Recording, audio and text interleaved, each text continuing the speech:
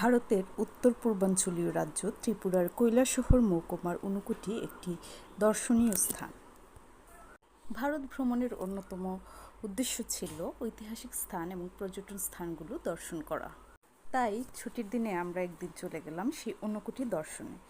ঊনকোটি শব্দের অর্থ ১ কোটি থেকে ১ কম, অর্থাৎ ৯৯,৯৯,৯৯৯। ইউনেস্কোর হেরিটেজ স্থানের তালিকায় জায়গা করে নিয়েছে ত্রিপুরার এই পাহাড়ি অঞ্চল। এখানকার পাথরে খোদাই করা সপ্তম নবম শতাব্দীর অনবদ্য ভাস্কর্যগুলো নিয়ে নানা গল্প রয়েছে।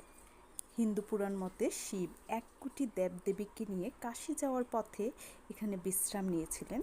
সকালে শিব ঘুম থেকে উঠলেও বাকি দেবদেবীরা উঠতে পারেননি, তাই তিনি বাকিদের পাথর হয়ে যাওয়ার অভিশাপ দিয়ে নিজেই কাশীর উদ্দেশ্যে রওনা দেন। তাই এখানে ১ কোটির চেয়ে ১ কম দেবদেবীর মূর্তি রয়েছে। এই ভাস্কর্যগুলো ত্রিপুরার রঘুনন্দন পর্বতশ্রেণীর মধ্যে একটি পাহাড়ে খোদাই করা আছে। জানা যায় এখানে ৯৯,৯৯,৯৯৯টি মূর্তি পাওয়া গেছে। আপনারাও চাইলে ঘুরে আসতে পারেন।